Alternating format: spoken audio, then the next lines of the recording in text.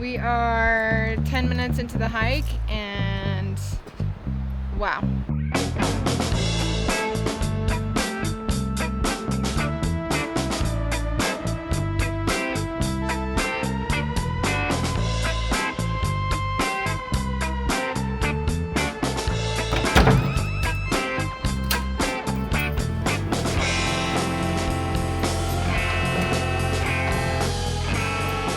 It is 12 o'clock noon and we are on our way to Valle de las Animas. Animas. Animas, which is Valley of the Souls.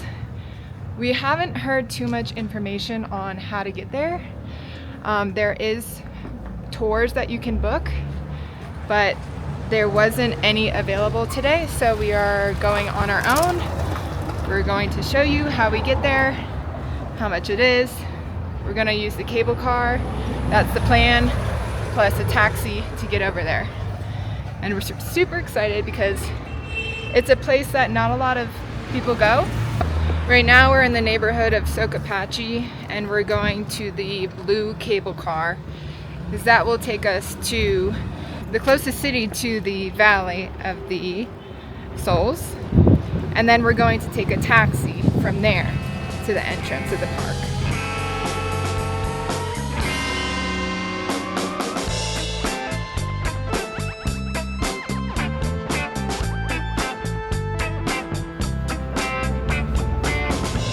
So this is pretty much the whole Teleférico arrangement. And we are currently here, Del Poeta. We gotta go on the blue line all the way to the connection between yellow and green. Then on green, Libertador, we go all the way to Irpavi.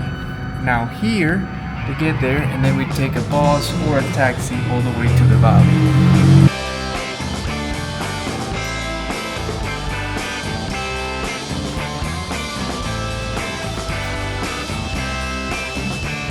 We need to go over here. But first, we need to get the tickets.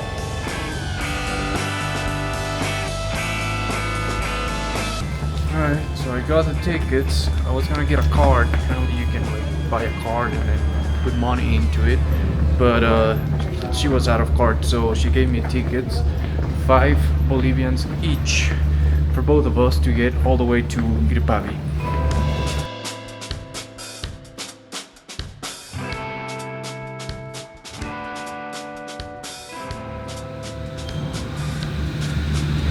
We're getting on the blue line and we're gonna go all the way to the green, and then on the green we go all the way to the last one of the greens. So let's see. It looks like we're getting a whole cart to ourselves.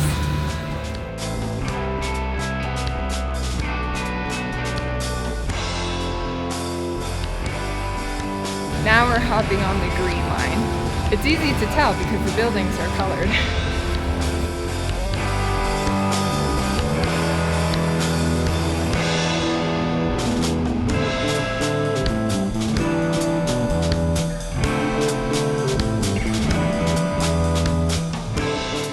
So right now we're at Irpavi, which is a little town outside of La Paz, and it's actually pretty nice. There's a lot of newer buildings. There was a lot of big houses that we passed on the gondola Teleférico. It seems like a decent area, but now we're gonna get a taxi from here to the start of the trail for the Valley of the Souls.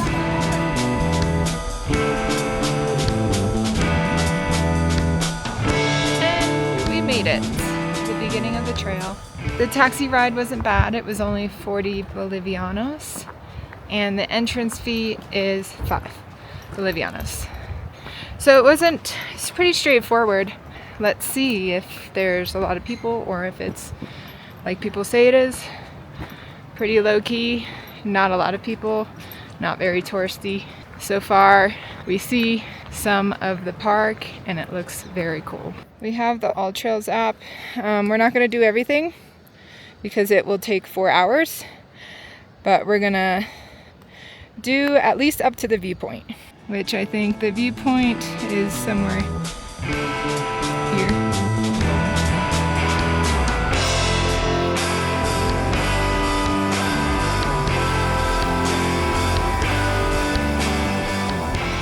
are 10 minutes into the hike, and wow, you can already see the beauty of the whole, like down all the way, the Valley of the Souls. It is beautiful, and we've only seen one person so far, and I think we see a couple up there, but really there's like no one here. It's like we have it pretty much to ourselves. We see people coming down from here, so we're thinking that might be one of the lookout spots for the park, which we might come back to.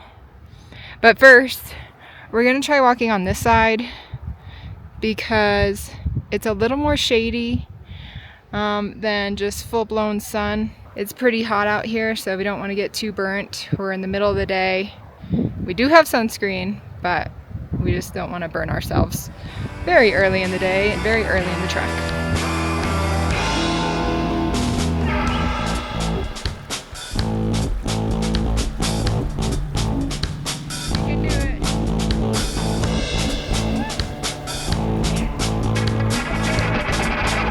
Perfection. 10 out of 10, that jump. It's definitely way more massive from this side. You can tell how big these things are. I honestly think it's much cooler from this side. We're in the shade now. These things are just massive.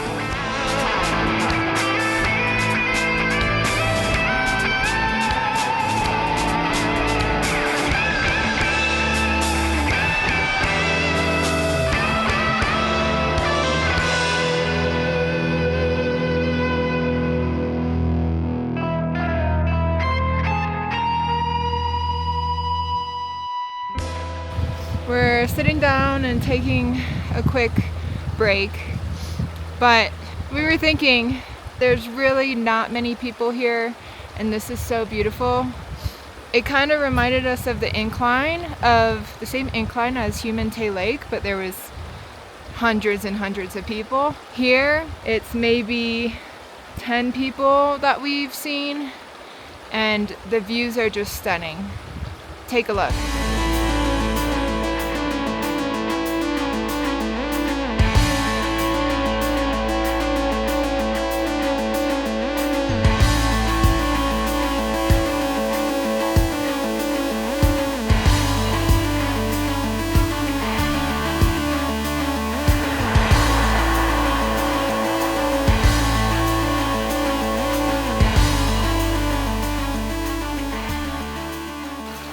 That's where we're at, about to get to the fork in the road. All right, so this is a loop, right? Starts here and goes around and then comes back to the same place. Now the confusion we have is because the road we have to the right, which is this one, is that one, but we don't want to do the whole loop, and we don't know how far can we go there. So what we're gonna do is we're gonna continue straight all the way to wherever we feel it's a good lookout spot. We're continuing that way. Still got that left around the corner, and that's how far we came. We've come to a fork in the road. We're thinking this might be it instead of back there. We also passed this, which didn't really look like a trail. It's between these two. So I think we're gonna go with the left one and hope for the best. That is where we are, and I read on all trails that there are barriers. I don't know if the locals put them there. You can technically cross them because that's the trail, but we're not gonna try it because it pretty much looks like they don't want you in there. Also, another reason why we're not crossing it is because on the All Trails reviews, it said there was a dog that will attack you. We're not gonna risk it. We're not gonna have to go to the hospital today because we have a bike ride tomorrow to get to. I told Jose we can go this way, and see if there's a viewpoint. But he's hungry, so forget all plans. When Jose's hungry, we got to go back. We got to get some food. We just talked to 2 people that actually just came down this way and asked them if they had any problems with anything, and they said no. But we asked them how long it would take to get to the lookout, and they said around 3 hours, and they don't even know if we can get there because this is not the correct path for that specific lookout. Yeah. So we're gonna go back down and head back to the city, have dinner or lunch because we haven't had any, and work on our videos. That's gonna be our day for today. So it's gonna be a beautiful walk down this trail that we saw in the beginning that led up to kind of look like a viewpoint. We're checking it out to see what it goes to, at least until Jose can't do it anymore because he's too hungry. Hopefully we can get to the top.